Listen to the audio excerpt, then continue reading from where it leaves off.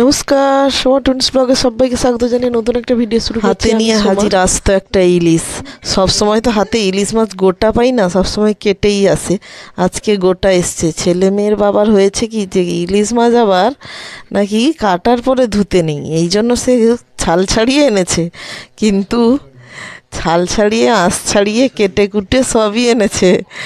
আর আবার শ্বশুরমশাই নিয়ে এসছে ভেটকি মাছ আর চিংড়ি মাছ, কুচো চিংড়ি, এই নিয়ে এসছে সকালবেলা।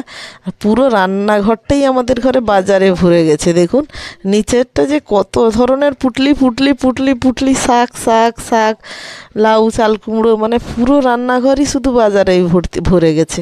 আর যদি ফ্রিজটা খুলি মানে দোকান একটা দেওয়াই যাবে এমন একটা ব্যাপার।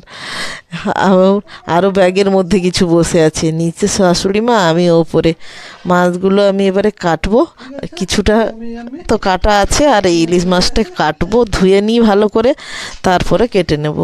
এটা অবশ্যই কমেন্টে জানাবেন যে কেউ কেউ এটা বলে কেন যে এটাকে কাটার পরে ধুতে নেই।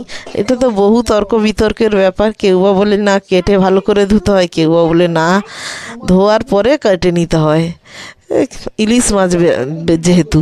আর এখানে আছে নিচে এই যে চিকেন, একটাতে আছে আপেল, একটাতে আছে কমলা লেবু, এইখানে শাকও পড়ে রয়েছে, কুলে শাক, ধনে পাতা, তার সাইডে আরও রয়েছে পেঁয়াজের ছোট ছোট পেঁয়াজের কলি।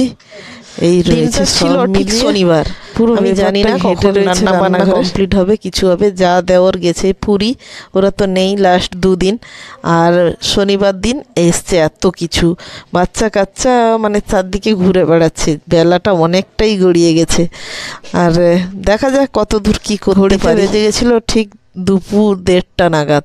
শাশুড়ি মাকে খেতে দিয়েছি, আর কিছু জনের স্নান টান হয়নি এখনও, আর বাচ্চাদেরও খাওয়াতে বসিয়েছি।